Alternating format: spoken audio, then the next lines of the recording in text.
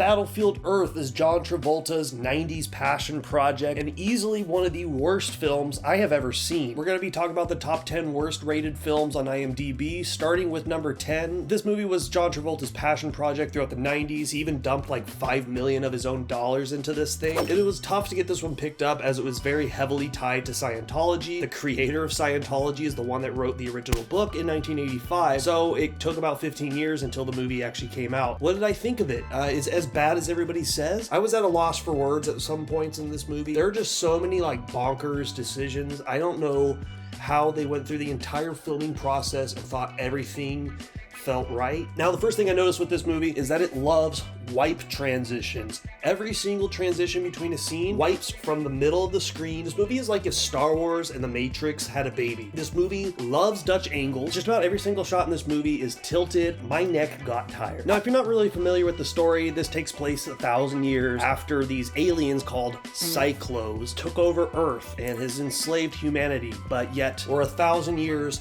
removed from that invasion, and yet they have learned absolutely nothing about mankind. They're still trying to figure out what the hell people eat. And like the cities and stuff that we see, they're like, I don't know, 20 years removed. Everything is pretty intact for being 1,000 years old. Barry Pepper walks around in a library and reads the Declaration of Independence. And there's a really crazy, bonkers, off-the-wall thing at the end, which we'll get to. Now, John Travolta was going to be the lead role in this film, but it took him so long to get it made that he aged out of that original role and had to actually play the villain in this movie. And in comes Barry Pepper, doing his Barry Pepper thing. John Travolta's performance is what cracked me up the whole time.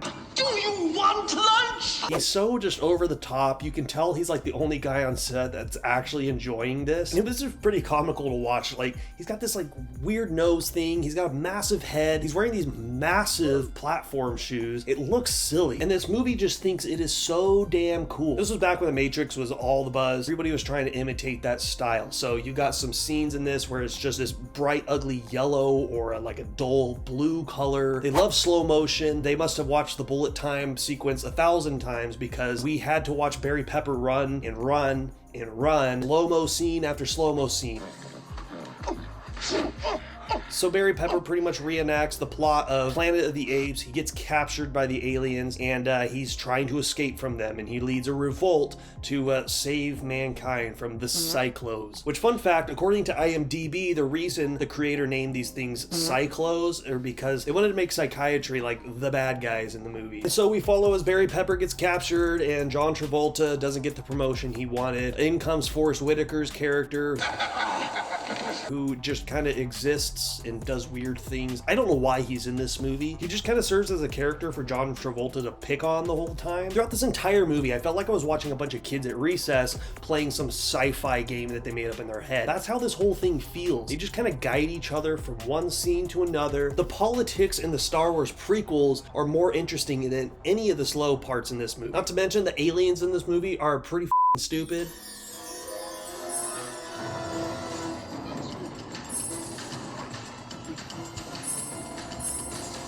So they don't know anything about the humans. They start feeding them like rats because they see Barry Pepper, who is starving, eat a rat.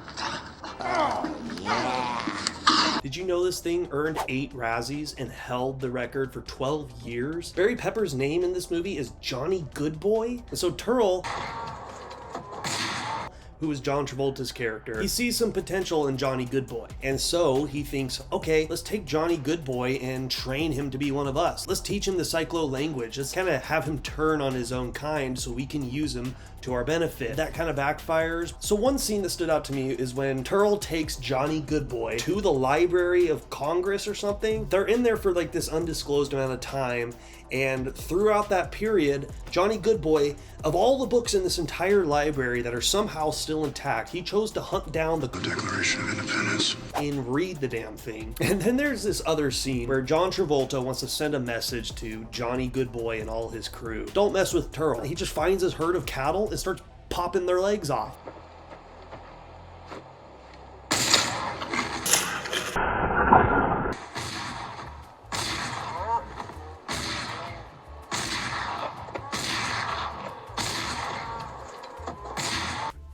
Okay? And so fast forward to the movie, Johnny Goodboy has organized a revolt. There's this amount of time that he has spent teaching everybody to do something. And so we finally get to the climax of the film. They're gonna lead a revolt, Planet of the Apes style. They're gonna take over their alien captors. They're going to break out of the base that is built over Denver, Colorado. The entire 1,000 years that these aliens have been on Earth, this is it. This is all they've done. For some reason, they just exist in this dome over Denver. It looks like a rundown city. I don't know why you'd want to live in that. I don't know why, like, if you have the ability to travel across the universe from your own planet in like a half a second, I feel like you would have more progress made by now if you're on Earth for... I'm overthinking. And so this is the part of the movie that lost me. We get to the climax of the film. So everybody's freaking out and running around everything. The revolt is going on, and what happens? Who comes in to save the day? Jets. For some reason, these jets have been sitting in a hangar for 1,000 years. They still have fuel in them, they're not rusted, they run perfectly, and most importantly, these humans know how to fly them. Oh, they fly now! They fly now! They fly now! This movie lost me when that happened.